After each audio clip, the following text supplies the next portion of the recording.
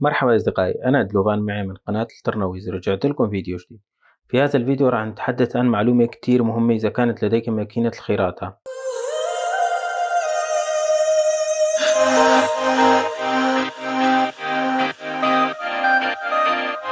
كما تعلمون ظرف المخرطة أو ماكينات الخراطة تختلف أقطارها. كل ما صغر القطر خف اللقمات، أو بسمى الحكي العامية أو اللقمات أو مثبتات.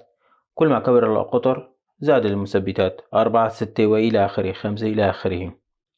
عملية تركيب اللقمات هذه تتركب على التسلسل، فكيف بدك تعرف أي وحدة مكانها وين بدها تتركب؟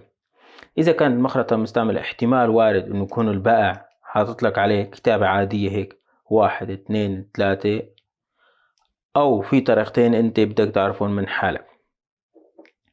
أول طريقة بتكون مرقمة، مثلا 1 3 2، أول رقم هاي الطريقة الأولى. الطريقة الثانية بدك تعرفها من اللقمات. تحت اللقمة بكون هذا الشكل.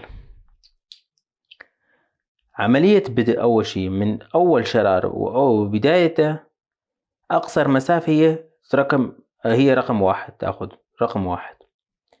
والأطول وحدة هاي أطول وحدة هي رقم 3، آخر شي تركب بين هذا السن وبدايته. والوسط هي طبعا رقم 2، فالأطول هي رقم 3 والأقصر هو رقم 1. عملية تركيب كما تلاحظون هون، في هون عندنا ثلاث داخلات، 3 شرار أو 3 خطوط. هون خطين، هون خطين. بنجي على رقم 1، هون رقم 1 رجعها بداية تصير 3. هلا صار 3، بنرجعها شوي. هون بنجيب اللقمة، قلنا أقصر لقمة هي رقم 1، هي رقم 1.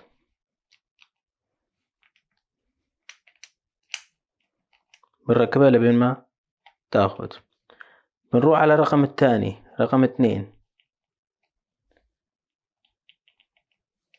ليك بلش 3، بنرجعها شوي، بنركب اللقمة تانية.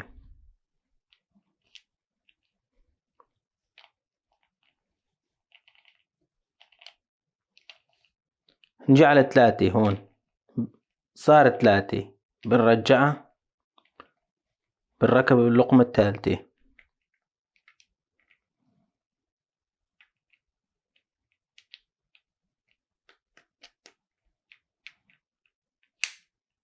ركبنا 3 كمان.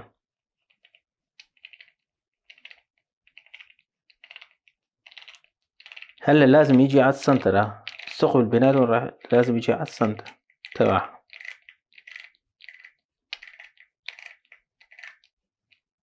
لاحظين هي أخذت محلها صحيح، تركيبها صحيح. في رقم 1 2 3. فقلنا طريقتين، يا إما عن طريق الرقم أو عن طريق بين بداية اللقمة وأول سن. فأقصر وحدة هي رقم 1 وأطول وحدة هي رقم 3. إذا عجبك الفيديو ما تنسى اللايك والاشتراك في القناة. كان معكم دلوفان معي من قناة رنويس.